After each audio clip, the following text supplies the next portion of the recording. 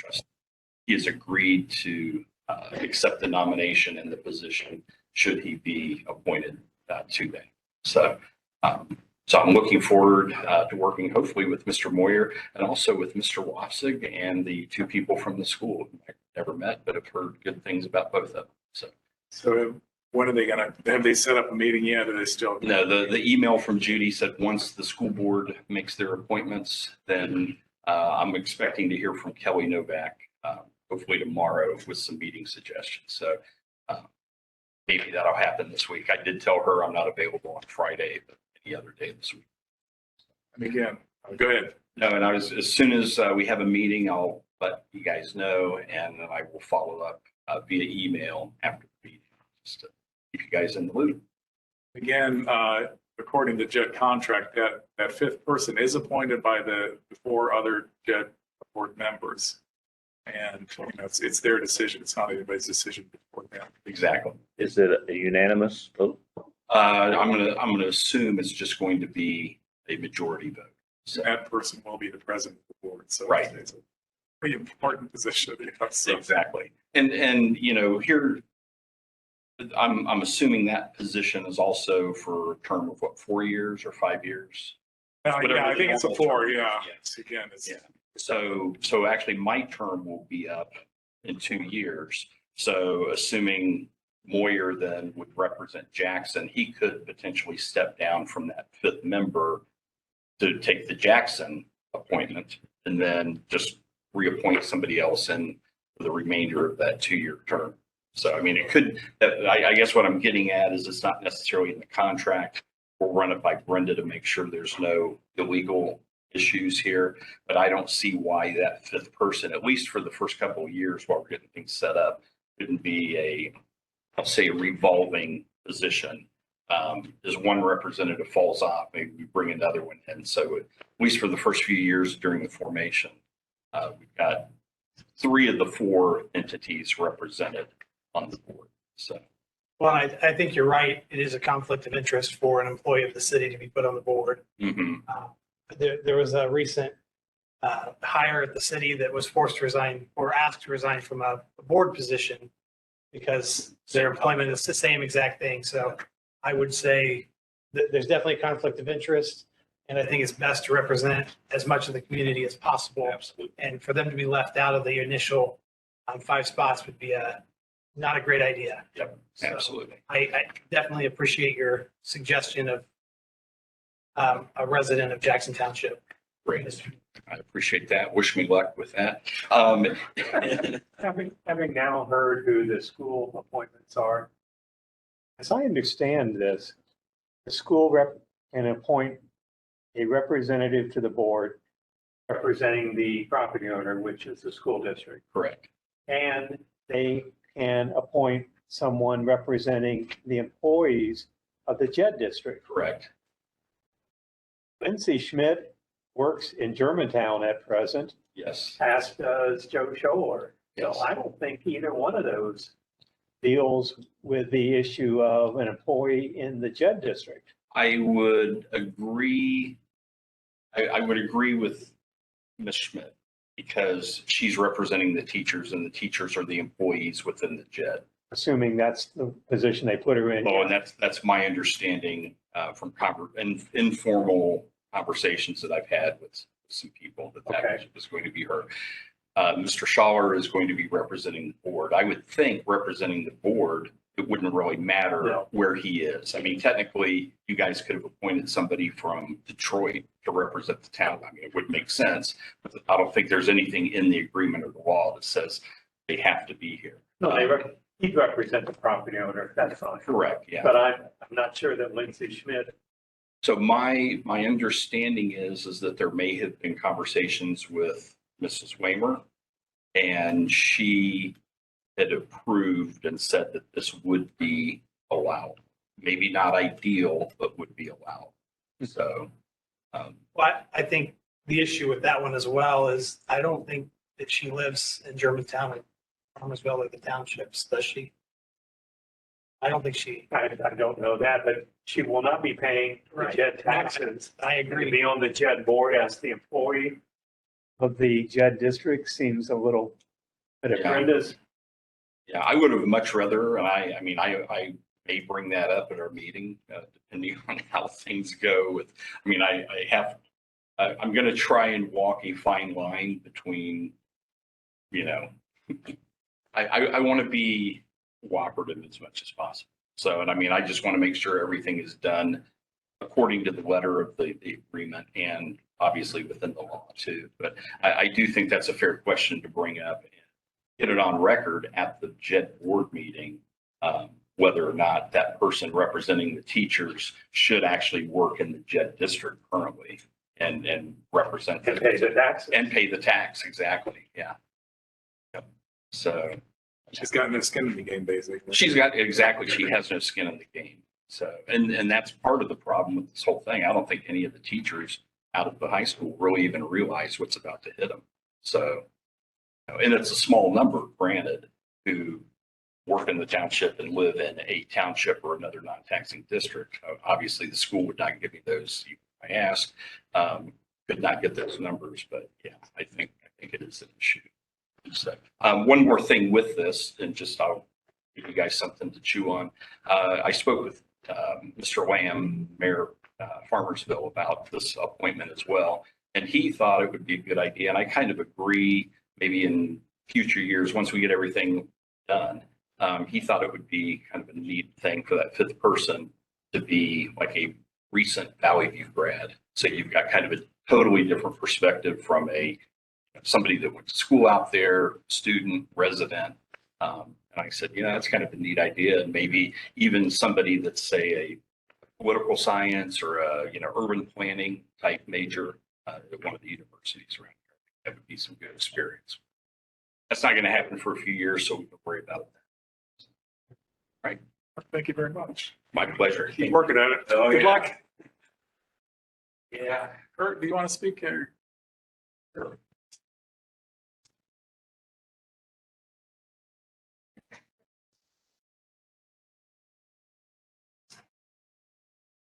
So, Just give me your name and address, Kurt. Jacoby 12955 Harris Road. An hour ago, I didn't know I was going to be here, so I apologize, a little disorganized. So Mark and I were talking about how we might tighten up the record keeping in the zoning commission specifically. And we had to redo a lot of our work over the last year. And so what that precipitated was some other questions and conversations with some of the folks in the government, also the chief. So yeah,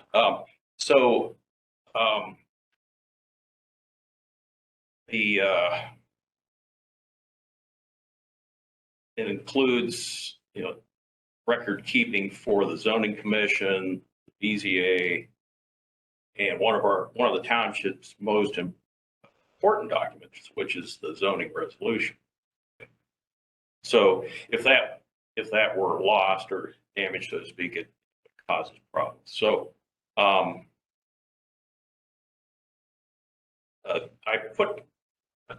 didn't have time to make all of these copies for you, I apologize, but some of the issues involve data, documents, files, and records that are locally used and stored on several PCs here, some that are taken home. There is no standardized procedure in place for data storage or backup. Accessibility to data is not efficient when stored locally on multiple PCs. And I'm doing this partly from a business standpoint, having run a business. We'd gone through this evolution ourselves over the decades, pencil and paper. Established IT practices for uploading and downloading of data are not in place. Okay, so some of the risks, I'm not an expert in this by any means. I'm just, having had personal experience and seeing where problems can arise. And so some of the risks are that the township faces right now are no cybersecurity in place, malware, hackers, ransomware will attack any vulnerable PC or server. Large and small municipalities have lost all their records, costing tens of thousands of dollars to replace. Many records are irreplaceable. Natural disasters, lightning strikes, where's that one? Tornadoes, employee honest mistakes, okay? Equipment failure, hard drive crashes, for example, theft. Every business and government is susceptible to these things. There's no program in place to periodically upgrade hardware or software to keep up with technology. No single point of skilled responsibility for IT upgrades, software, and cloud management. And this is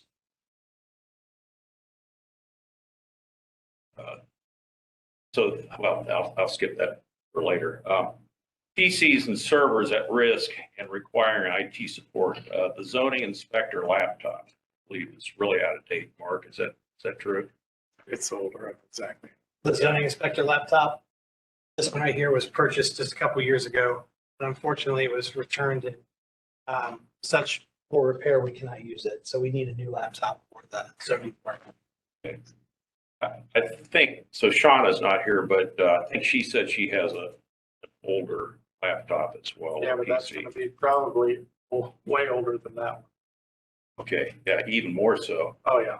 And this is our most recent laptop that we've, Probably the best bet would be to purchase a new. Yeah, I understand she does maybe trash billing on that, or, No, she has a actual desktop for trash billing. okay, and that's where she used the iWork, Yes. I believe. Okay, all right. So consider updating the zoning inspector's laptop and servers on site in the closet of the township building. Are those all police? We have our own on the police side.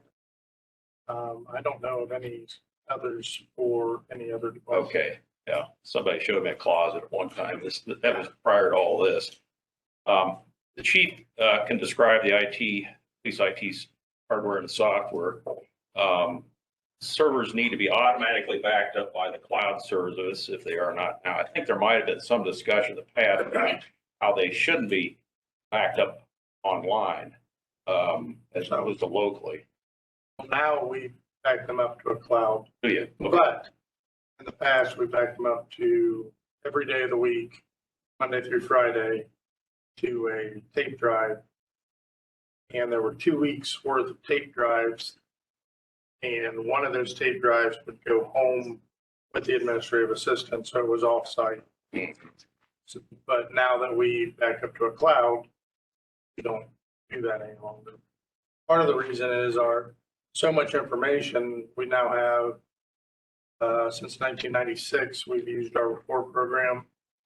And with everything that goes into that, whether it be scanned documents, pictures, anything like that, it started taking up more and more space to the point where our tape drives couldn't hold that amount of information. So now I'm pretty sure it goes to the cloud.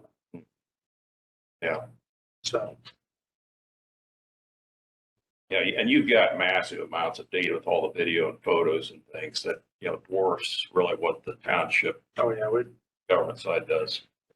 I believe our server expenditures and whatnot probably were in the $15,000 to $20,000 range. I had to take a guess. Mhm. Yeah. And those servers being, hardware on site, they should be looked at periodically. That's great it is now. Oh, yeah, we do have an external IT. Yeah, he's good, person. right? Yeah, we followed him to about 3 different companies because he's just good. So the fiscal officer, Mark, I got your voicemail.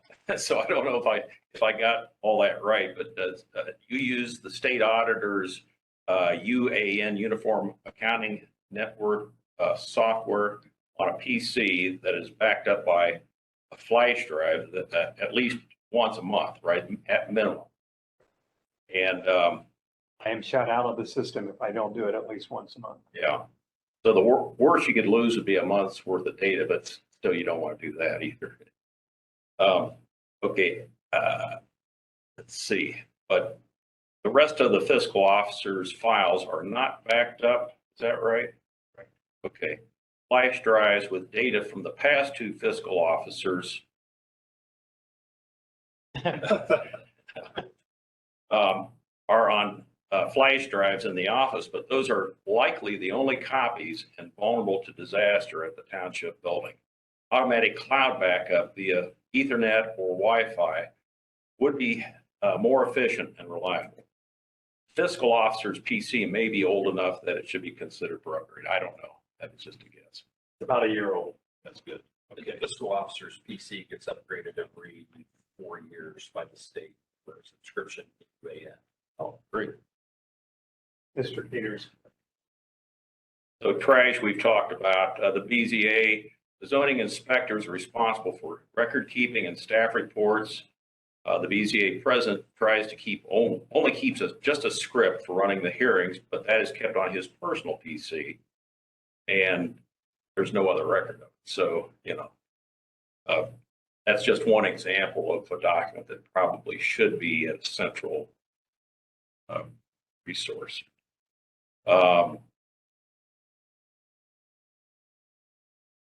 The zoning inspector's laptop is, I think, backed up by a flash drive. The flash drive should be stored off premises separately. Automatic cloud backup would be more efficient and reliable. Zoning commission, files are kept on personal laptops and smartphones. Files can be corrupted and lost and mishandled. You're always wondering among us, this I can speak to directly. Now, the rest of it's just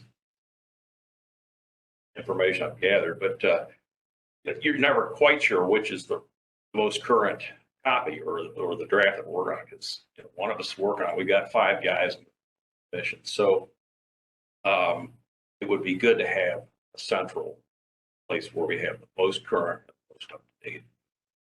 That is accessible to trustees and anybody that needs it, really. So anything that's kept on personal laptops is subject to all kinds of problems. Okay. We lost Paul Doles off of our commission. He had virtually everything that we've been working on for that year, and it's difficult to get that back. Trustees, as I understand it, trustees are use personal devices to conduct township Emails, business. Yeah. yeah, we don't have any township issue. Yeah.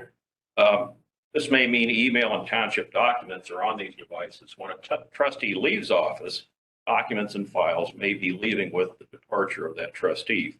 Future trustees may need access to these records. Record keeping and retrieval are not standardized, as we're talking about right now. In the event of a lawsuit, personal devices may be subpoenaed as discoverable evidence. It may be recommended to the issued township owned PCs and cell phones to the trustees. So we do have a standard township email now that we all use that for our township business. So that should be backed up. Mm-hmm. Right. Yeah. Through Google. So. Yeah. That's And new documents. Last couple of years. Is there a storage system on there that that so that there are folders and files so that all those can be retrieved later? Yes. Okay. Okay. Ideas for trustee consideration. Ask Joe Dietrich, who's Chief Joe's IT guy of CDO Technologies, for an evaluation of township hardware and software and his recommendations to prioritize the IT needs of the township. Trustees may want to ask CDO for a quote. Chief Joe and Shauna Close highly recommend Joe Dietrich because of his excellent work on behalf of Germantown Police Department. I tried to contact Joe Dietrich, but he did not return several attempts. Annually assign, that was one idea. Another one is annually assign one trustee responsibility of IT, just like zoning, roads, and cemeteries and parks are assigned. I mean, it's become such a big deal, this type of record keeping. It's it's almost overwhelming to be doing it as a committee. So, and then that trustee could work hand in glove with the consultant. Get input from stakeholders such as employees and volunteers, such as the zoning commission, BZA. Shauna Close says she uses iWork,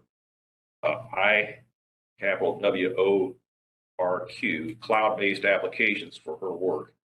iWork specializes in local government record keeping and administrative functions. iWork could be considered for use in other areas of the township's business.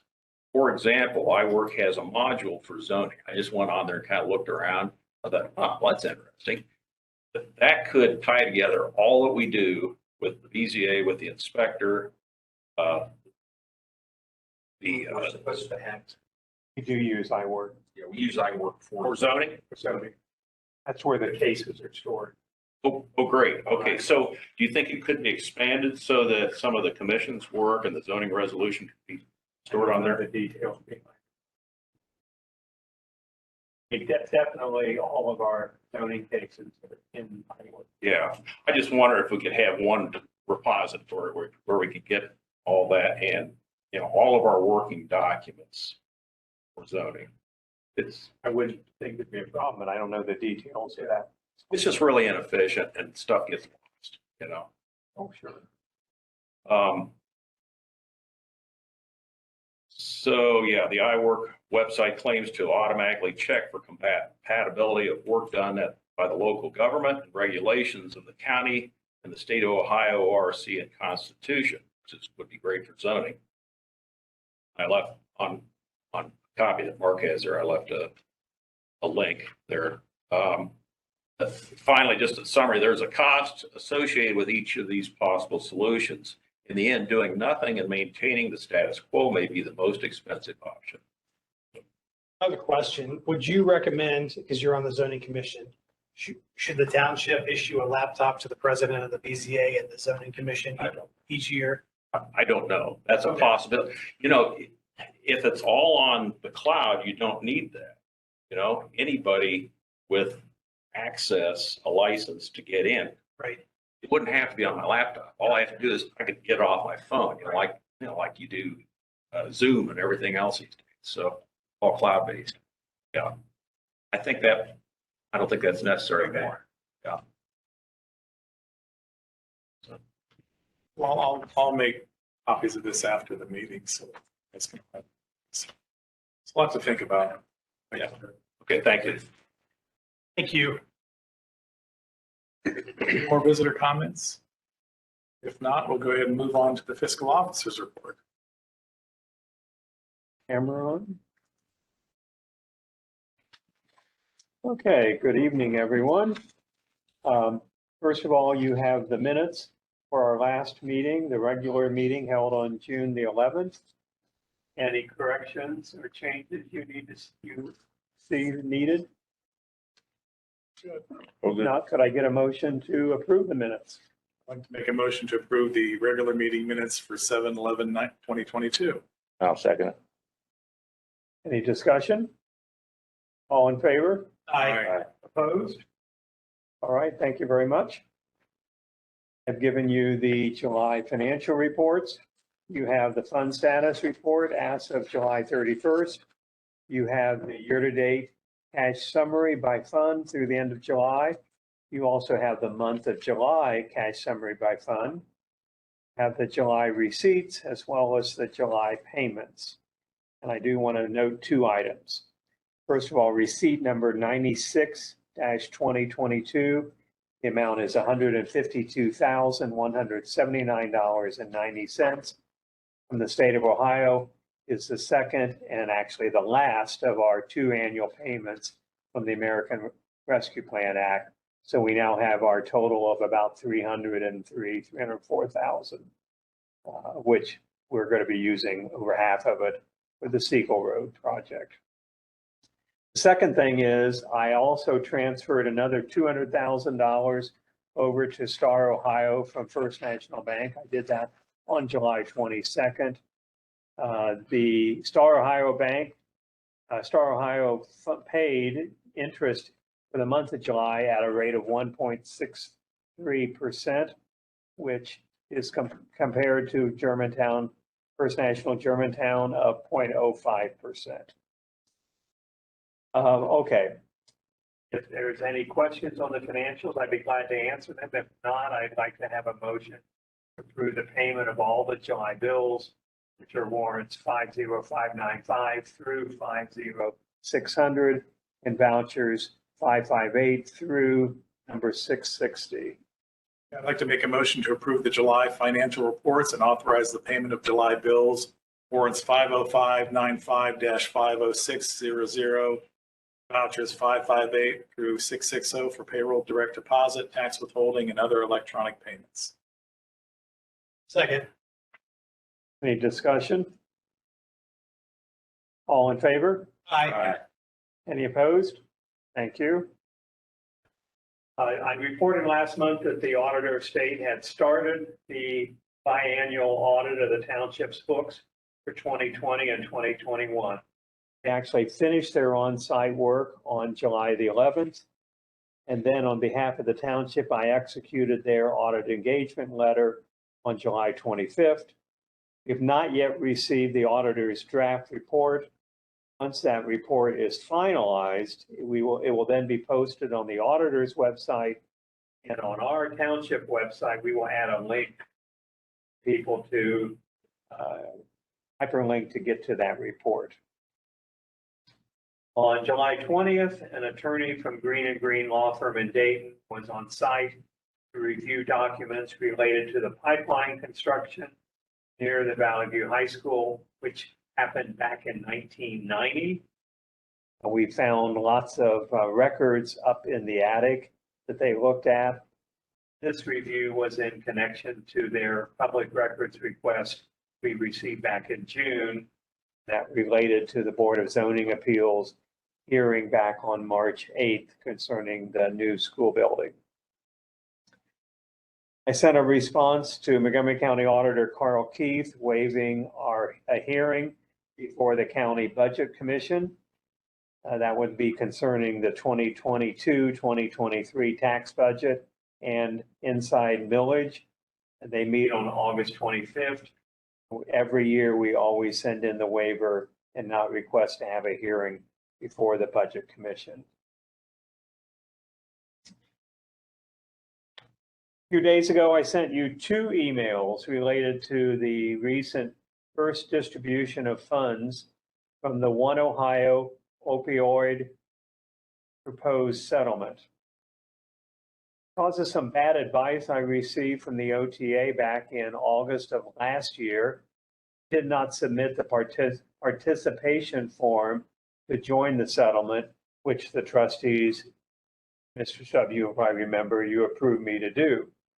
And I did not send that because on the advice of the OTA, they said that any jurisdiction with population under 10,000 did not need to opt into the agreement. We would automatically be in it. Well, the OTA was wrong. And they admit it. They were given some bad advice, which they passed on to townships such as ours. And as such, we did not receive this first distribution, which I estimate would probably have been around $600. And we can still opt in at this point and participate in future distributions of approximately that same amount over the next 17 years. If you're interested in doing that, I'll prepare some resolutions that we can review and approve in September. On the other hand, you may want to think about not participating. Those funds will go to another jurisdiction, which could perhaps utilize it better than we could. But I'm not sure what we would do with $600 every year to try to reduce the opioid epidemic. That go to our dog, the funding of the canine program. I don't know. We'd have to look into that. Chief, can you think of any other way to spend that money? We don't pay for our Narcans. And we don't pay for Narcan. Sort of like school education materials or And I know it's only 600, but it's 10,000 over 17 years. It is. And we could accumulate it over several years and use it down the road. There's no reason why we can't, shouldn't. If something might come up needed. It will involve us setting up a special fund, which is not a big deal. And using those funds will have to be in accordance with the categories that were laid out in the agreement that the state of Ohio had with the opioid manufacturers, which is not, again, something that can't be done. It's in many ways, it's very similar to the coronavirus relief fund we got in 2020 or the ARPA money that we got last year and this year. It's documentation. Well, I think we should opt in if possible and find a use for it. I agree. I think that would be in the best interest if we could put some towards the funding of our canine officer and that program or wherever else we can find. I think it would be best to take that money if we can and find a use for it. Okay, well, let me move forward with that in mind and bring something back to you in September. Okay, want to congratulate Chief Anzick on the front page article in the Dayton Daily News back on July 25th. You did a great interview. Subject matter was the closure of the DNA lab at the Miami Valley Regional Crime Lab and its effect on small police departments such as ours. There's also a great picture of Officer Marsden on the front page above the fold in color, if I recall. Yes. It was really terrific. Finally, congratulations to Mr. Holbrook on his retirement back on July 31st and his back to work rehire on August 1st. Glad to have you part of the township. Do you feel like a newbie? No, I do not. And with that, I'm done. Good.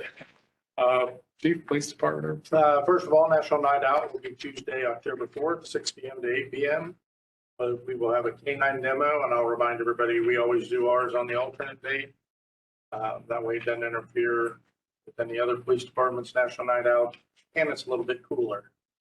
Back to what Mr. Easton had mentioned about the Miami Valley Regional Crime Lab and BCI. The crime lab is no longer testing DNA. They have now transferred all their equipment to BCI in London, Ohio. And that is the closest lab, but they have certain criterias on what they will test. I won't get into the boring parts of science, but we're working with BCI regarding submission of evidence and becoming part of their system. And lastly, in July, we did a saturation patrol on July 16th into July 17th. All road officers worked from 10 p.m. until about 3 a.m. 8 citations were issued. 1 was for OBI. That is my report. Jeremy, Road Department. A few items tonight. Last meeting, I reported to the board that Scott and we're continuing our patching and leveling of some of the township roads that are going to be receiving chip seal. Since the last meeting, we've placed approximately almost 100 additional tons of asphalt. We hope to be done probably another week of work, and we should be done with that project. Second item, de-icing salt price has gone up significantly. It's not surprising with the rising cost of fuel and lack of workers and all the things that add to the complications. Just to give you some background, in 2020 and 2021, we paid $45.46 a ton. In 2021 to 2022, we paid $55.46 a ton. This year, we will pay $80.46 a ton. And next year, we will pay $91.05 a ton. So that's more than doubled since 2020. I guess the only saving grace is that I did budget enough to cover our anticipated usage for this year as far as for that price. So next year, we might have to think about upping that line item to cover any future costs. We purchase our salt through SWAP for G, which is Southwest Ohio Purchasers for Government. And there's a myriad of people that belong to that, that gets us the best price we can get, better than we could go out and get it on our own. So, but they usually do it in a 2-year contract. So this 2022, 2023 season and 2023 and 24 season are already set. So the next time they bid that will probably be in early 24 for the 24-25 season and the 25-26 season. So hopefully How much, that's what I was about to ask, was how much, get about 90 ton sitting. So, and we use about 250 a year. Now that's hard, you can't never guess it because you never know what kind of winter you're going to get, but but you have some left over from last, you have 90 ton left over. approximately 90 ton in the bin. And I have budgeted for an additional 250. So now that, in the contract, that says more or less. So if we happen to get just god awful winter, we could go over that and we would still pay that same price, that $80.46 for this year. So, could we burn through the whole budget? Oh yeah. I mean, we would have to look at that, but there is some padding in there. So, but I just want to get you some idea of where those prices are going to be affecting the road budget here this year and in the coming years. So, third item, road mowing. Since the last meeting, we've mowed again with all the rain that we had.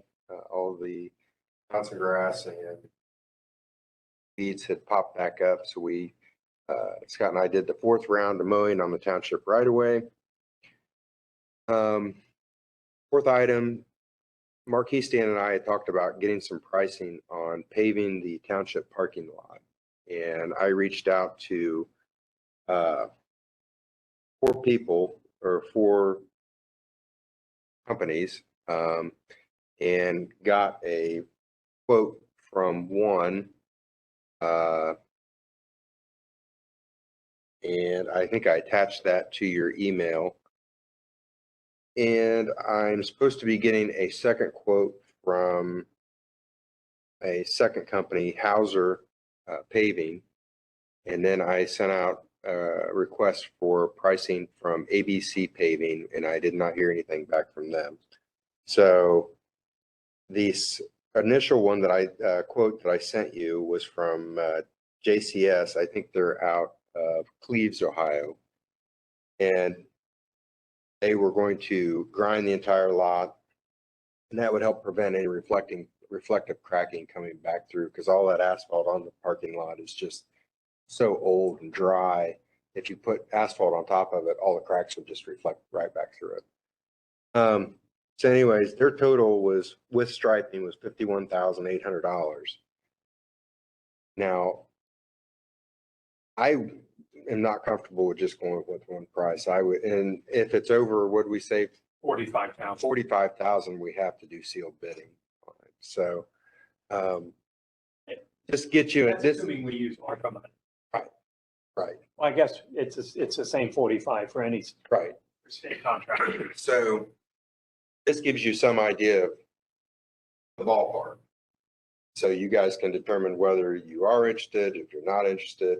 Like I said, I should have a price back from Hauser Paving sometime later this week.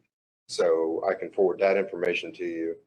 And, I assume that it's going to be kind of in the ballpark. I mean, they're quoting the same type of work. But if it's anywhere near this, we're probably going to have to do a sealed bid if you're interested in doing it. So just bringing you up to date on that. Before we go any farther, can we use the money, the ARPA money? We could, because it's outside of our 2022 budget. Yeah. And I think that would be a certain Yes, valid. just going to get higher next year. Okay. And the parking lot will get worse. The only other things I had on my report was we continue to mow cemeteries about once a week. And we did have 4 after-hours call-outs since the last meeting, 2 deer strikes, clamped a deer in the roadway, 1 damaged stop sign, and 1 tree across the road. That's all I have. Thanks, Jeremy. I'll go ahead and do the zoning report. This is a little bit longer. I'll try to not go into a whole lot of detail. First, I'd like to make a motion to accept the resignation of Brent Walters as an alternate member of the zoning commission. I reached out to Mr. Walters. He had missed a couple meetings and basically told that due to his schedule, he really couldn't serve on the zoning commission meeting, or the zoning commission anymore. So if we approve that, his resignation, then I'll start to advertise for an opening, his opening as an alternate member before the next trustee meeting. So. For a second. Second. Oh, it doesn't matter. Give it to him. I think I heard you Yeah. first. Any discussion? All in favor? Aye. Any opposed?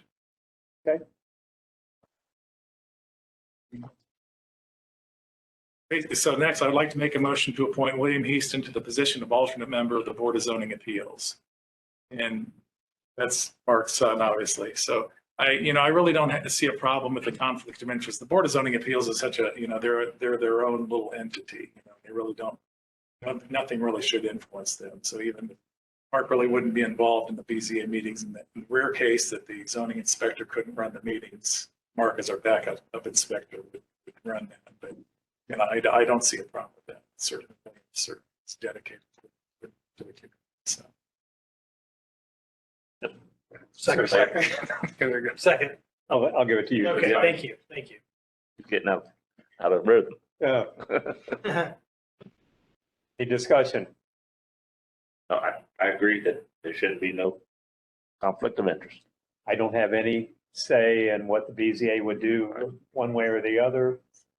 If I'm there to take notes and then prepare minutes. Now, you do write them a check once a year. Pardon me? You do write them a check once a year. Is that an issue? Well, that's true, but I'm also not voting on. Now, if I was sitting in one of your seats, I would have to abstain. Yeah, I'm good with it. I think he's dedicated to the township and will do a fantastic job.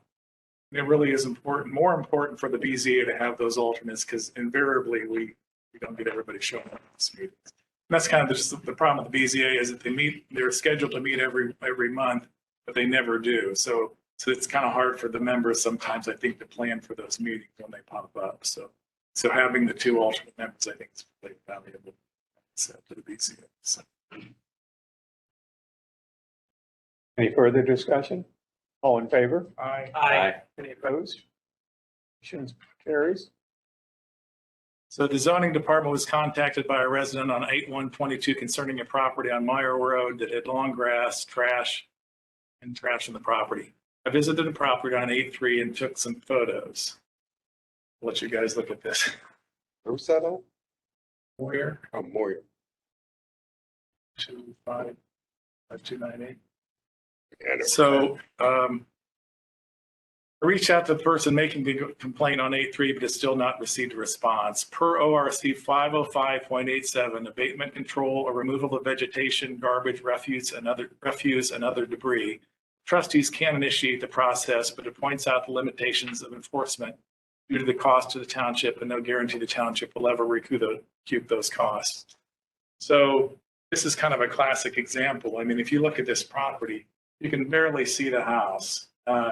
You can, if you're on the western side of the property, you can't see the house at all because it's so overgrown, just from brush. It's not even, and there's trash everywhere. So, I mean, the problem is, again, we can send them a letter if they don't comply. We really don't have a whole lot of, because in this case, who would clean that? Who would we hire to clean that up? Jeremy. No, If I remember right, did Lori have somebody? Well, we did. We had several. Cheryl she had a couple people that she. Crickmore. Crickmore, yeah, Dwight Crickmore. This is just more than, I see, this is an extreme example. This is just more, not more than, you know, just lawn is a few inches, you know, 8 inches high. This whole property, you know. So to do that, we'd have to have a hearing at the next. Yeah, you got, That's there's a what we whole wanted to do, process yeah. to go through that, yeah, to, you know, if, I think, you know, at this point, we'll send them a letter and see if anything happens. I doubt it's gonna happen. And the problem being, in a case like this, it could run, I don't know how many, idea how many thousands of dollars it would, if we have to hire somebody to clean all that out. Didn't they used to tack that on their property? You can, yeah, we tack it on their tax bill. But again, you have no guarantee that we ever get that back if they stop paying taxes or abandon the property. But it's a lien Is it- on the property when When it's Somebody- sold. when they sell. Yeah, eventually. Eventually we'll get paid. So I think, at least for now, we'll send them a letter and see if they. See what goes from that. And see what goes. That's just, again, that's just the process, unfortunately. I attended a webinar sponsored by the OTA on 7/20/22 titled Zoning Code versus ORC at the urging of Kurt, Zoning Commission President, with the intention of distributing the video to the Zoning Commission members, which we were able to do. It was actually a very good seminar, a lot of basic stuff. So I attended the zoning commission meeting on 8/2/22, and the information from the webinar was discussed. I don't really need to discuss the details, but there was one thing the lawyer did state, and she works with various townships. The townships may not prohibit permanently sited, and that's the important thing, permanently sited manufactured homes. So this is confusing. If you go with the definition, look up the definition of a manufactured home in the United States, it's basically a mobile home. In our resolution, we don't consider a mobile home as a dwelling, and so it can't be a principal structure. So what she's saying is we can't, you know, deny, you know, we can't, what is she, we can't prohibit permanently sited manufactured homes. So it's something the zoning commission is going to have to figure out, I think, say, because that was kind of a new one to me. And basically, they consider it's a mobile home until they take the wheels off.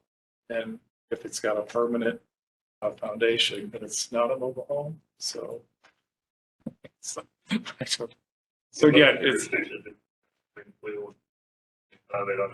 If you take the wheels and tongue off of it, it's no longer mobile.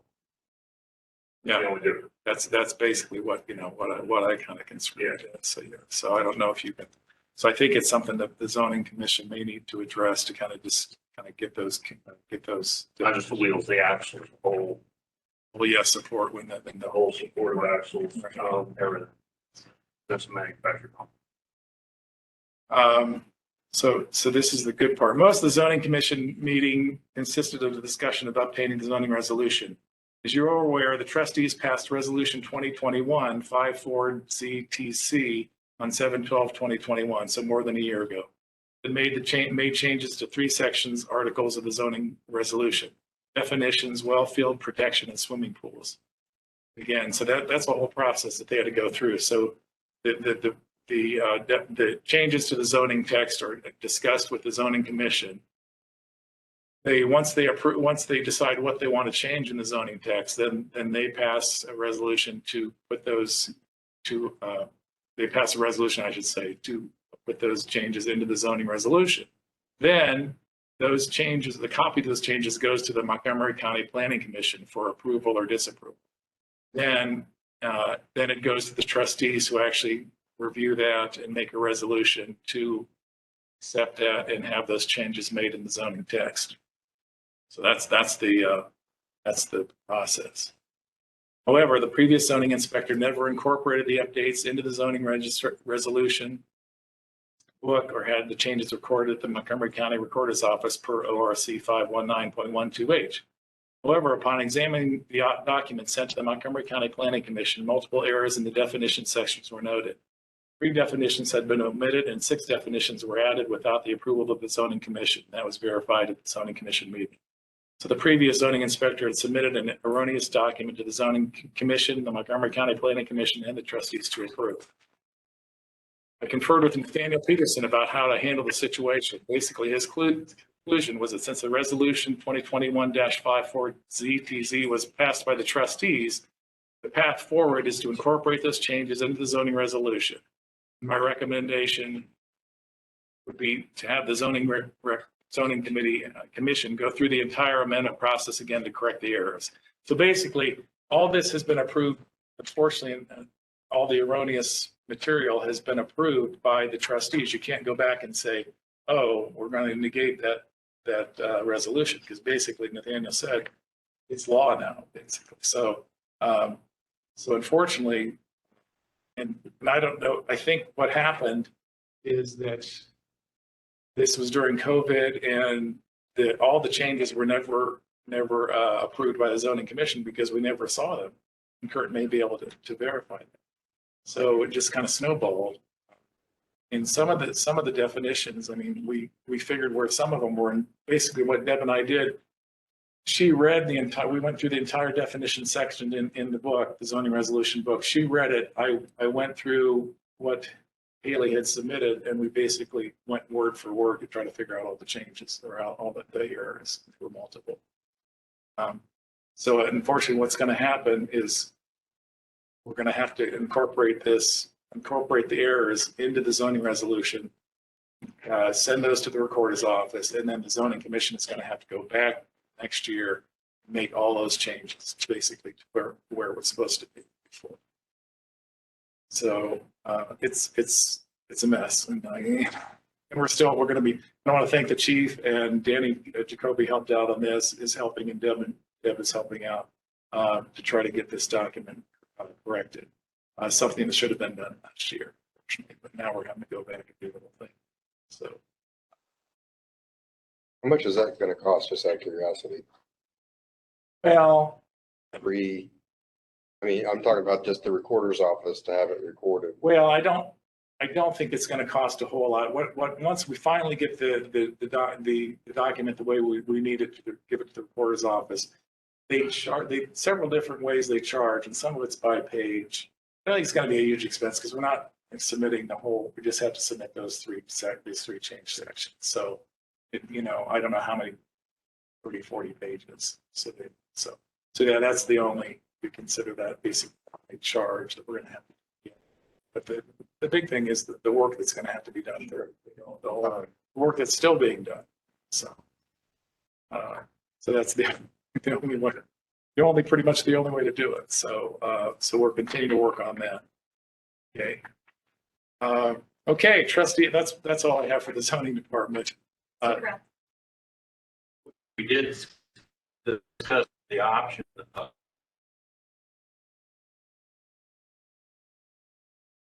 uploading it to the website and keeping it here and doing our work in the meantime, so we don't pay twice. That is an option.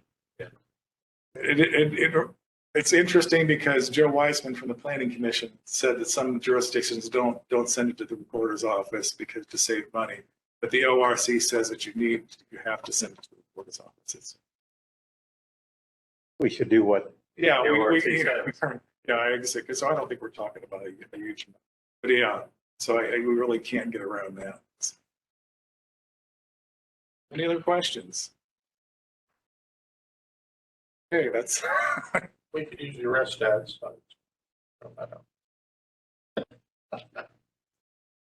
That's all I have for the zoning department report. So trustee reports, Mr. Potter. We had our park meeting. It went well. Dave Short, Street.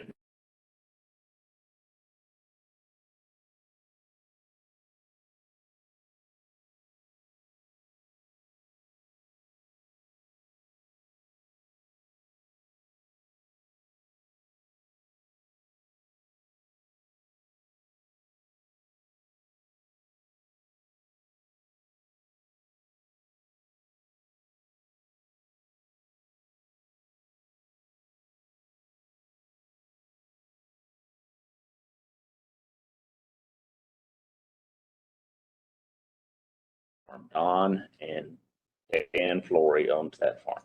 They have approached me about donating 1 acre plus of land that would butt up to that cemetery for possible reopening of that to be for burials. So I talked to Jeremy a little bit about that today. This is all just discussion and discovery is all this is. So if we use Mr. Weidl's formula that he give us on his letter, an acre could be anywhere from 500 graves to 1,000 graves at $1,000 a piece. So it could be anywhere from $500,000 to $1 million. And that would be coming to the township as it is a township trustee, a township cemetery. I don't know that it would be much of a money-making ordeal, but it should be self-sufficient by selling that. I know that we would have to have an expense of some design and some counseling on what we need to do, really. But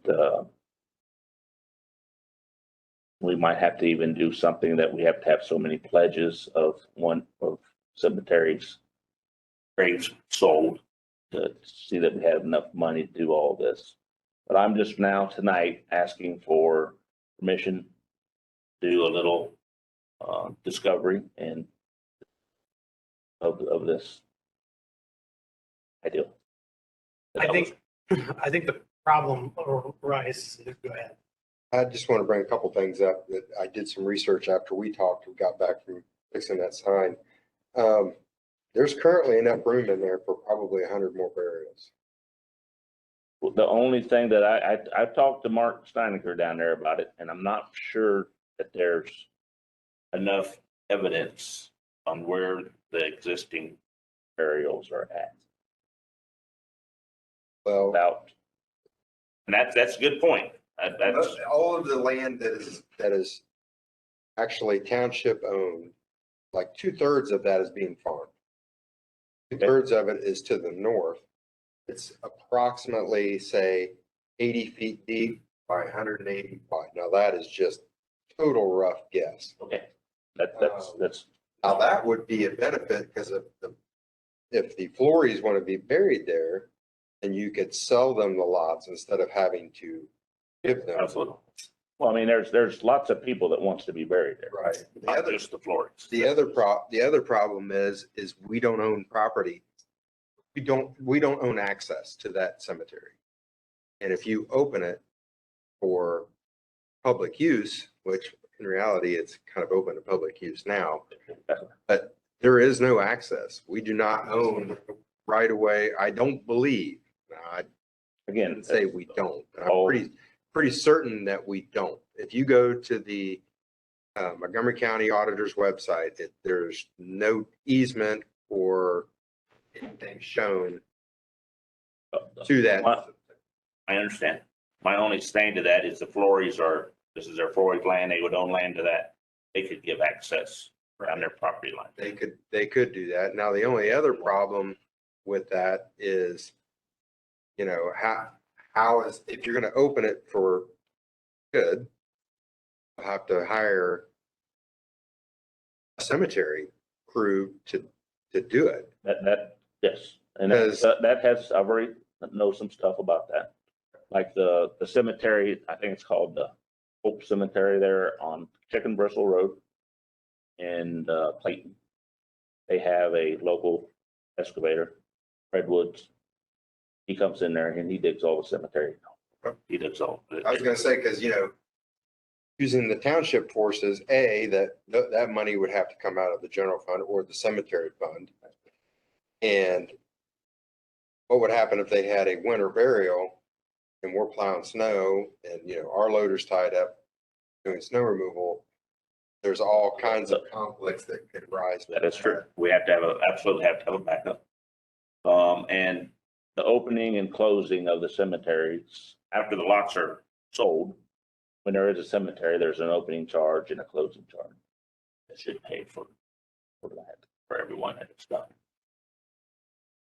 Where actually is this cemetery? Off of Browns Run Road. You go 725, go south on Browns Run, past Moyer. It's halfway between Moyer and Oxford on the It's closer to Oxford Road. You know where I live? Yeah. It's right in the catty corner of my property. My property, catty corner of it.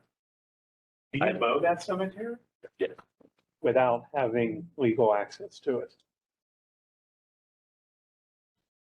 There is a grass right away. I think Judy It may not be knows legal that. right away, No, but it's permissions right away. but you've been given permission to cross. You just, Well, I mean, Obviously, you have. obviously, yeah, I mean, by default, you have. I think Judy's realized that we're maintaining the cemetery with their, I think they have some of their residents or some of their relatives in it. So that's, you know, but that would be the first thing that I. Well, I know that Mark Judy would like to be buried there. So I don't think that'll be a problem. I know that. So I think records keeping is going to be a problem. We have Bob here who does record keeping for the cemetery currently. Correct. Opening a closed cemetery, you open it up to anybody. It's not just going to be family. It's anybody can buy a lot That's there. absolute. Um, We have 500, so. That I record think he's- keeping, by the way, is my responsibility then. Right, and I think there's a whole lot of, On a surveying that'll have to go into it. there's a lot of issue. It's not going to be just an easy, we say it's open and we dig a hole. I mean, there's going to be a lot that goes in, a lot of money. That's what the discovery is about. Right. Make it an inactive cemetery. It was a legal process. Bob, could you come up front so we can get it on Yes. recording? Yes, please. You're kind of soft spoken. There was a legal process when you make a cemetery inactive. We went through that with all the township cemeteries 30 years ago or so. Which is not a problem. But I would think to reopen it, there'd be another legal process. The only one I know that could give you the answers on that be the prosecutor's office. That's your turn. I could tell you how to go about that. If that gets overly complicated, you could always open a new cemetery next to it. That was the ideal. That's what they're looking at. Yeah. Because I just didn't know if there was enough information in the old cemetery to be digging around in there. Well, there should be, in the fiscal officer's office somewhere, There's the book put together by there should be records, probably upstairs in the, ladies that there's also the book that, I think her name was, the treasurer association at Germantown Union. Prior to my going down there, they went out to all the township cemeteries. I believe there is a copy of that in your office, in your mark, big white binder book kind of thing. If not, I haven't seen it, but that doesn't mean it's not well, there. they too could be upstairs, but I know we got one at the cemetery and it's got everybody listed in there, all these cemeteries. So we know who's there, maybe not exactly where they're at. That's the problem. And some of the old records that I remember seeing on, cemetery, a lot of them were just like spreadsheet kind of things. That may have grave numbers, may not. Don't ever really remember seeing a map. But at one point, the cemetery or the township back in probably late 90s hired a company to go in and we cleaned all the headstones, reset headstones. It was Claver companies that we used. And they did it to all the inactive cemeteries in the township. The Pontius Cemetery out by Orland's Farm, we went through a process to abandon that, moved the headstones to, Moyer Road. But I don't think we ever sold the land. We abandoned the cemetery part of it, went through that whole process. I don't think the township ever disposed of the actual land. I don't think we ever vacated it. Canceled the right of way. I don't think we ever did that. So like I say, there's processes. You can pretty much do anything you want. As far as I know, the record keeping point would fall to the fiscal officer. And you could either contract the opening and closing and the mowing and the maintenance of it or it falls to the road department because it's a township. Yeah. The other option would be take the land, make it I don't know what you have to do, like Hope Cemetery. That may be a township cemetery. That Nope, it's a private, I'll say do a private cemetery, same location, but then somebody in that private corporation or whatever owns it is gonna have to take the records and contract to have somebody do the opening and closing. And that's kind of a 50,000 foot, I'm no lawyer, but just from the things I've learned from when we opened and closed and did all that here. We went through quite a few processes to get everything we needed. Hopefully that helped. Watch the cable. There you go. I was watching your foot on that cable. It was kind of hooked around you. I keep an eye on it. Thank you, Bob. Well, thank you. I think it's probably worth, going forward, but we're just trying some. Still needs some artifacts. Absolutely. And again, the right of way, there have to be some sort of legal document too. And I don't think it would be a problem with the Judies. There's already one there for the Judies. It's just not legal. So I don't think that there'll be a problem. If there was a problem, if the Flories are wanting to donate an acre plus, I don't think they're going to care to take 30 or 40 feet off their property line. It's probably 125 yards, maybe 150 Back to the same. to get back to the cemetery off the road. Would there be any zoning implications? Creating a cemetery there? I don't know that. I don't know. I'm talking to the zoning officer. Yeah, because it never happens. I think that certainly some of the other townships in the county still do rural burials. So we could check. I know Perry is one that does. Down in Madison Township in Butler County. Yep. So there are For my mother's bird. townships nearby that we could go out to try to get more information about how they structure these things. Perry Township maintains the records and they have their road department dig the grave. Right. They used to. I don't know if they still. Same way with Madison. That's exactly what happened, and they had a little problem about a year ago with that, but I think that hopefully got resolved. But I know that there at the Hope Cemetery that they have I know the caretaker and they just have Fred Woods cut one. They call him, he digs graves. There is other options besides. I think I would look into, that's just coming from the road department standpoint, but seeing if they would be interested in doing a private cemetery. Because, it was kind of brought up with their friends and relatives who wanted to be buried there, is that right? I mean, but that it's brought up to them because their land butts up to the cemetery. Right. I mean, they have to be the one that wants to do it. Sure. If So there was going to be a private cemetery, would it have to touch the current Judy Cemetery? Well, I think they just want it to be all the same cemetery. Kind of the best area for it. Okay. We then abandon cemetery that Jeremy's mowing. But I don't know that anybody's will be interested in making it a private because after 20 years from now, all those. because I think you got to get perpetual care, escrow money, things like that. And I know that like the Hope Cemetery, the guy that's taking care of it now, they have no idea what they're going to do when he's not going to do it no more. And he's 74, I think. So it would be best if a township was involved. But, and again, I don't know how much cost it's going to be, except more to mow. But I think that the selling of the lots is going to offset that.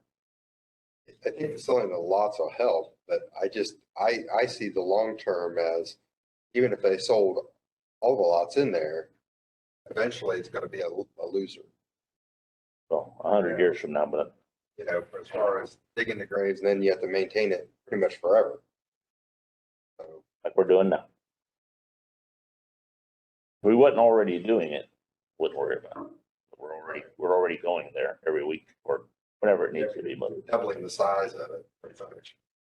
To put some sort of restriction on the headstones that they have to be flush for like a memorial garden. all that could be done, yes. Oh, wait. That could be done. Just something to discuss. You know, Do your homework. I just wouldn't, my only thing, I wouldn't want an extra burden on our road department. We're down to 2 people. And from what I see at the cemetery, records keeping is going to be an issue.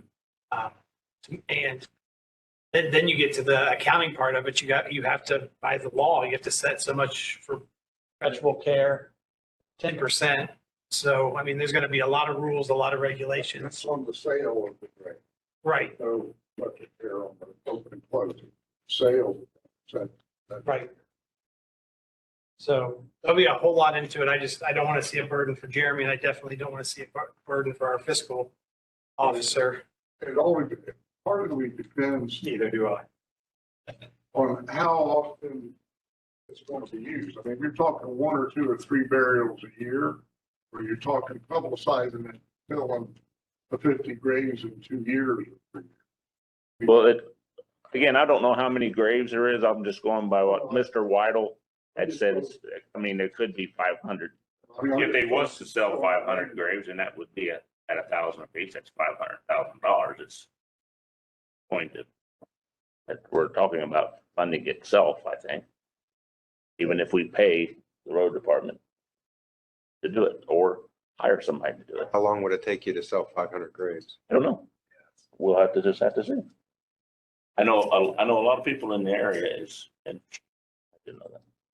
that has come up down there where people want to know why they can't be buried. And that's, maybe we'll have to do a poll or something. See what kind of interest there is. I don't know. I just needed a starting point, I guess, is all I need. Just for information, we average 50 to 55 burials a year down here. That one wouldn't hear that, but it kind of gives you a flavor.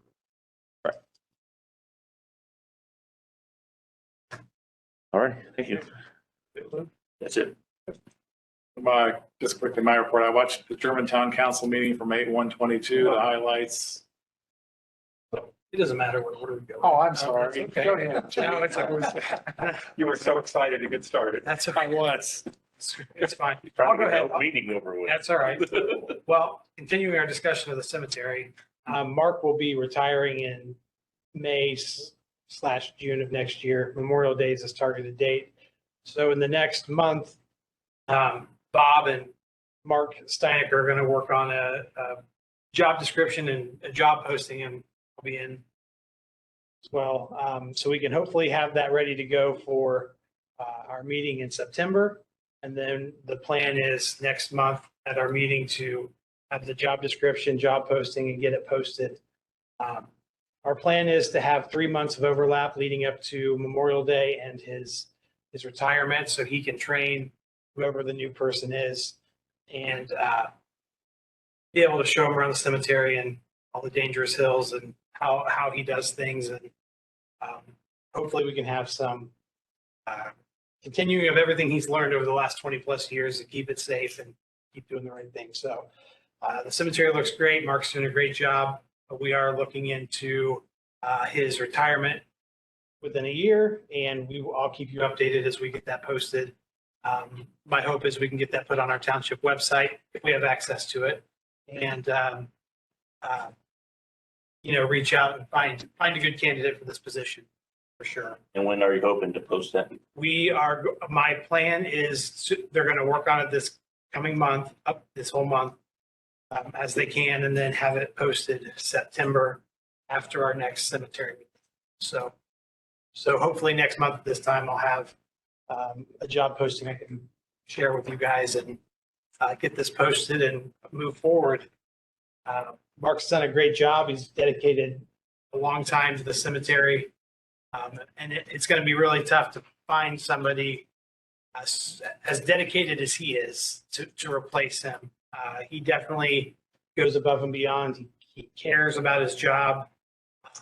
I don't know how many times when I'm in the office or for a meeting or just in the office down there, and he'll tell me I was up by this person or I was up by that person. Well, he knows everybody in that cemetery. So for me, it's Spanish, but for him, he's telling me where he's been, and he truly does care about the place. It's going to be tough to replace him. Moving on, the full meeting for July was canceled. It's 3 months in a row, and unfortunately, I just found out this a couple days ago. I'm going to have to miss our August meeting if they have one, due to a conflict that evening. This past week, I reached out to Lonnie Peterson from TSC Communications. He was here at our meeting several months ago talking about laying fiber in the township for better internet service for the township. I just asked him for an update, and he said that he was currently working on county and ODOT permits. The fiber is on site. I'm assuming at the phone company in Germantown or wherever they have it here locally. They're planning today, actually, it was their planned starting date to get cable in the ground. And if all goes well, we will have fiber internet here at the township building late fall, early winter. So they are moving forward. I was hoping that's the answer I would get. And Mr. Peterson responded to my email right away. We had a little bit of a back and forth, follow up on questions, and I told them that if they would like to come at some time and speak at one of our meetings and give us an update, they're more than welcome at any time. So lastly, Chief, do we have access? I just spoke of this. Do we have access to all of our accounts currently? I can change things on the website. We still do not have access to the account itself for GoDaddy. Facebook's, I just actually made a new Facebook today. Okay. Say that again? Just made a new Facebook. Oh, you made a new one. Because we didn't have any access to it, or to the old one. And I'm gonna work on contacting Facebook and telling them to just disband that. We did that with the old police Facebook, if you remember. Because for some reason, both Lori and I both lost the ability to change it, and we don't know why. WebEx, I think we have. I think of any others. Google. Google we have. We're good with Google. We're good with Google. Last week, I removed previous zoning inspector from everything. But yeah, Her name was still on several of the organizations. the biggest thing I think is the account, the GoDaddy account, but GoDaddy won't work with us in any way, shape, or form. I figure we just let it stop paying them, and then they'll be more willing to work with us. So, Facebook, that's a huge plus. yeah, as a matter of fact, if you search, I don't know how long it takes for that to get active. I just made it this afternoon. Well, thanks for your Just German efforts. Township, German Township, Ohio. German Township, Ohio. Perfect. There are many in Ohio. We're German Township. We're the best. That's right. Yes, actually, there's 5, I believe. But, yeah, so I did that. So the website, GoDaddy, I assume it's the two-party Party authentication. I sent them GoDaddy what they said they wanted, and I haven't heard back anything. Now, the last time I sent them one with my ID, explained the situation, and they said, no, that doesn't work. I've heard nothing back. The second time I attempted it, and that was probably about a month ago, I want to say. I do have a person that I contacted. I couldn't find her contact information I just found it actually while I was creating the Facebook today, so make sure I contact her tomorrow. So the two-part verification, thank you. I'm assuming an email or a text message is being sent to our former zoning inspector who is not turning that number over to anybody at the township. So it's just as simple as somebody, But I was hoping when I got into it initially back in April, I want to say, that it would send it to the email, but it doesn't. It sends it to a text. a text message. So in theory, you could do this. Our former zoning inspector gets a text message. She could pass that information on to us and then we can regain access to, it's that simple. Assuming she has the same number. Well, if there's anybody in this room tonight that could help us with that, I'd appreciate the help of getting us back access to our website. That'd be great. That concludes my report. Thank you. Thanks, Jake. So now I'll start that again. I watched the Germantown Council meeting from 8/1/22. Highlights where Susan Miller discussed the upcoming Pretzel Festival. It's on September 24th and 25th. Basketball court has been installed. It is regulation size. The hoops are not installed yet and some landscaping still needs to be completed. So if you go down there, it's big. They installed hoops today. Yeah, I got a picture today. It's up and going. The new water tower is close to being filled. Mr. Kuhn discussed the creation of a DORA in Germantown, a designated outdoor refreshment area. So that's still negotiations. There are plans for a Taco Bell to open in Triangle Station. So it's big news. Did they say where they wanted the DORA to be? No, they didn't. They didn't Okay. really go into specifics. So. Downtown or they're sort of out quarantine maps and that's it. It's not John. But I've been in several meetings where they discussed the DORA. It would probably be very close to the borders of the historic district. So from Mulberry, which is the railroad tracks, pretty much down to Walnut, probably a half block south of Market, half block north of Center. Approximately would, that may be tweaked, but that's about the area. And it would allow outdoor patio or in some of the stores.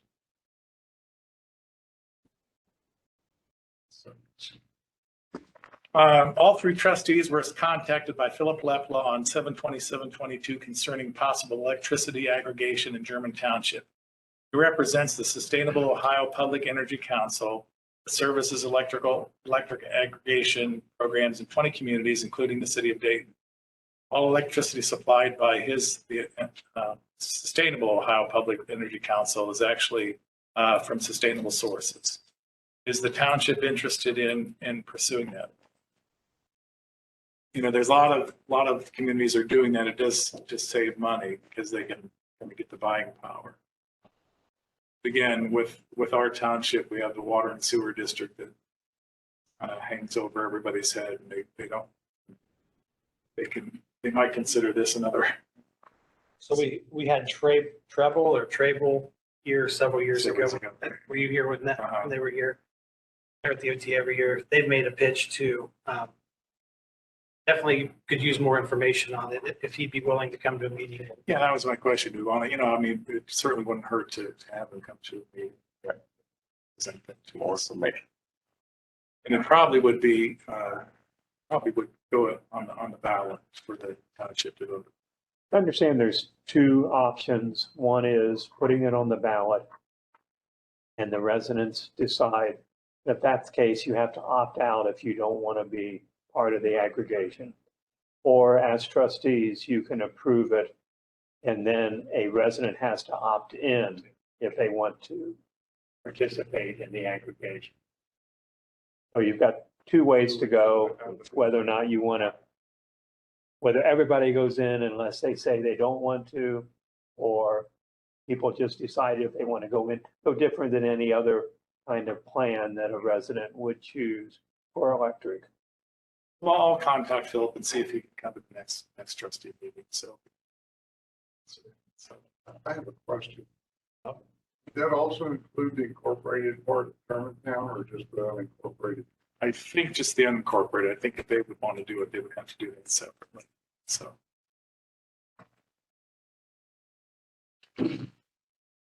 That's it for my report. Do we have any old business?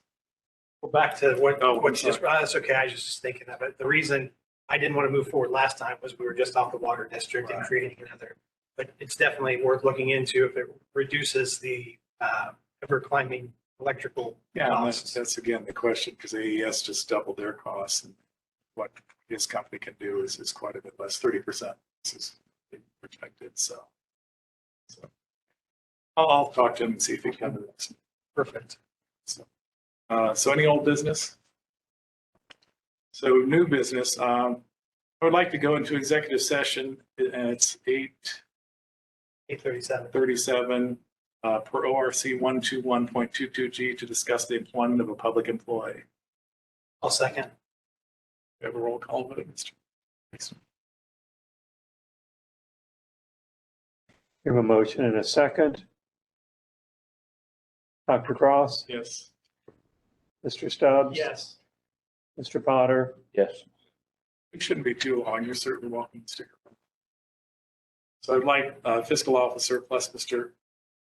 Chief Hansick to come back. Get out of trouble. And you're honest, not the dismissal of it. This 8:48, is that what you? 853. Use the digital one. Yeah. It's 8:53. I'd like to go back into open session. Any motion for that? Or we just back in? We don't need one, but I'll make a motion to go back into open session. Second. all in favor? Aye. Any opposed? We're back in regular session at 8:53.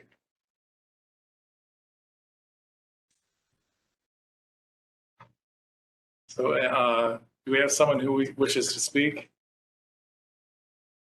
Online? Okay. Any other new business? It's only one person online right now.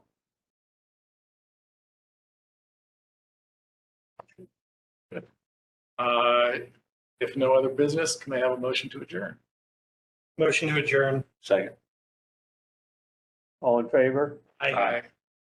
We're adjourned at 8:55.